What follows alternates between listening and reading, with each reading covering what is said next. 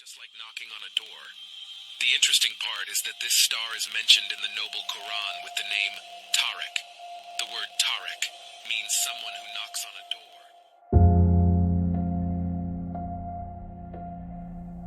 چه چیزی تو این آسمان هاست که انقدر انسان ها روش فکر میکنن؟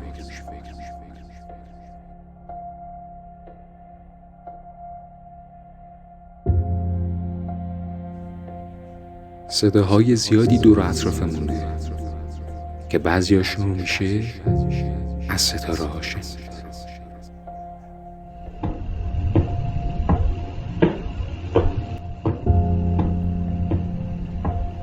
این صدایی که میشنوید توسط تلسکوپ های ناسا با تکنولوژی های بسیار پیشرفته قرن 21 از یک ستاره تپنده ضبط شده. وقتی این صدا رو خوب گوش میکنید احساس میکنید که یک نفر در حال کوبیدنه. توی زبان عربی به کسی که در حال کوبیدنه بهش میگن طارق.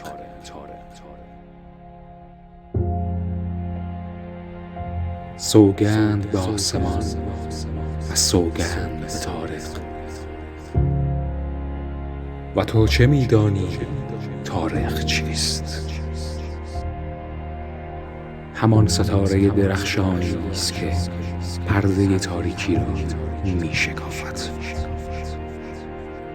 این آیات 1400 سال پیش تو شبه جزیره‌ای که کل باسوادشون 17 نفر بودن گفته شده بود. تو جامعه‌ای که می گفتن زمین تخت و خورشید بالای سرمون میچرخه. تو اون جامعه داره از ستاره طارق صحبت میکند. همین موضوعه که این آیات رو اعجاز میکنه. واقعا یکی هست،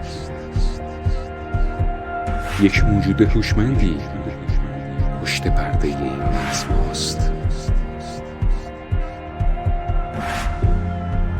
اگر میخواهی با هستی شناسی خدا را بشناسی فقط کافیه که بخواهی او را بشناسی.